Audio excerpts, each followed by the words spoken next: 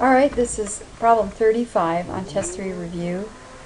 It's find the amount or rate of discount and the amount paid after the discount. Round dollar amounts to the nearest cent. They give us the original price, rate of discount. So let's first decide what we're really trying to achieve in the problem. Find the amount or rate of discount. Well, since they give us the rate of discount, we're not finding the rate. We're finding the amount of discount. So that's what I wrote over here. That's one of our goals, to find the amount of the discount. And the other piece that we need to find is the amount paid after the discount, which is also known as the price paid after the discount, or the discounted price. So we can solve for this first thing, the amount of discount, using this equation, which is a proportion, percent proportion equation, or this equation here, which is just a percent equation. To start doing that, we have to find our pieces. Amount of discount, well, that's what we're looking for. So that's our x, because step one, we're finding the amount of discount. Our whole is the original price. So that's given at $3.90. How you know the amount of discount is the part and the original price is the whole? Because logically, a discount is a portion or a part of the original price. Just like a tax is a part of the sales price, sale amount. So a tax is a part. Or a commission. A commission is a part of a whole sale. So in this case, the discount is a part of the original price, and the original price is the whole. So the percent is the rate of discount, and that of course is easy to identify because it has a percent sign on it.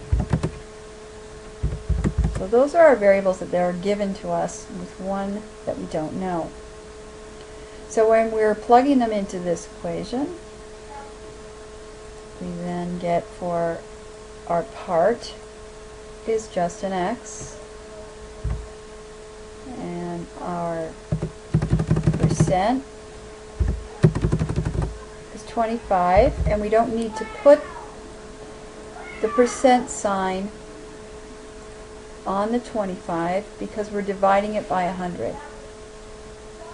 And when we divide by 100, we're dropping a percent sign, and that step is built into this equation.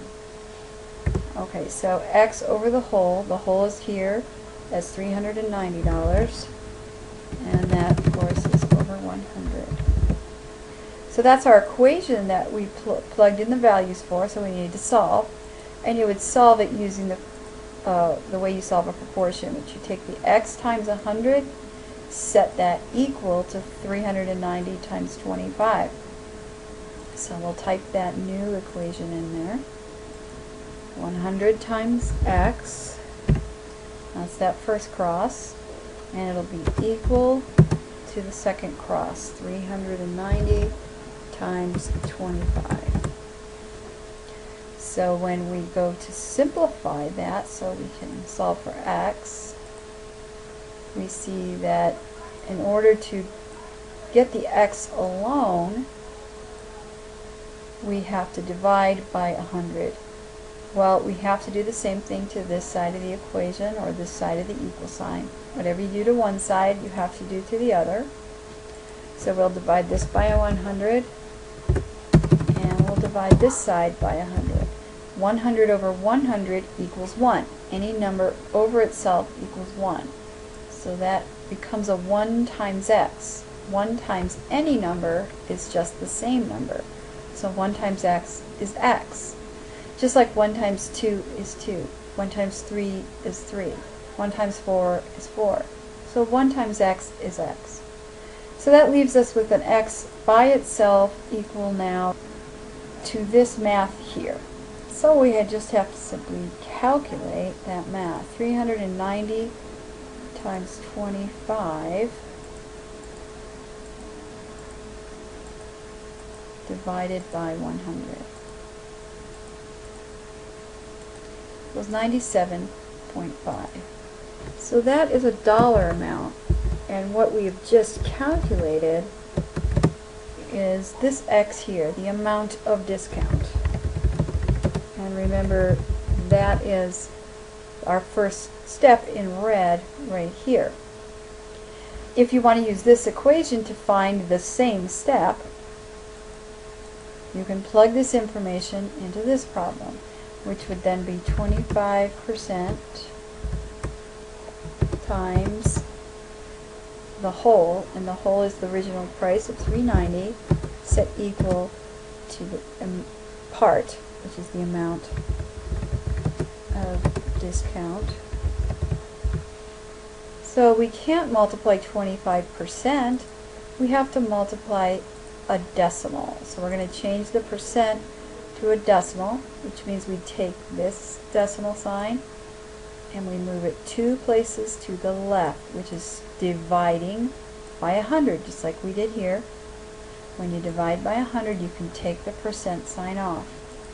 So that gives us a decimal, 0.25, and then we multiply that by 390. So 0.25 times 390 equals 97.5, and that's what is supposed to happen. 97.5, that's the amount of discount, just like it was over here. So there's 2 ways to get that number.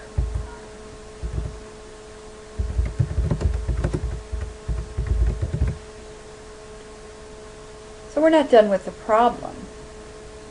Step 2 is the price paid after the discount, or the discounted price. That needs a D on it right there. Alright, so let's look at step 2 here, number 2. So what we do is we take our amount of discount. This is sort of like the common sense piece that we're used to dealing with if we go shopping.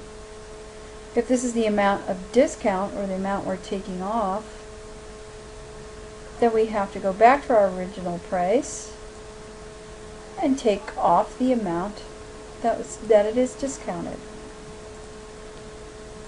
So if we type it out, it's the original price, and subtract the amount of discount, and that will equal, or the price paid after discount. So let's do the math for that.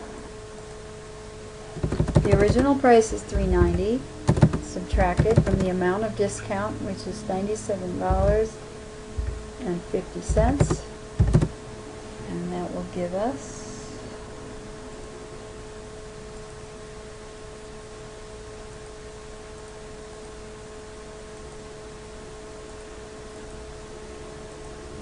$3.90 minus 97.5, which is $292.50. $292.50. So that's really what you ended up paying in the end. That was the price paid after the discount.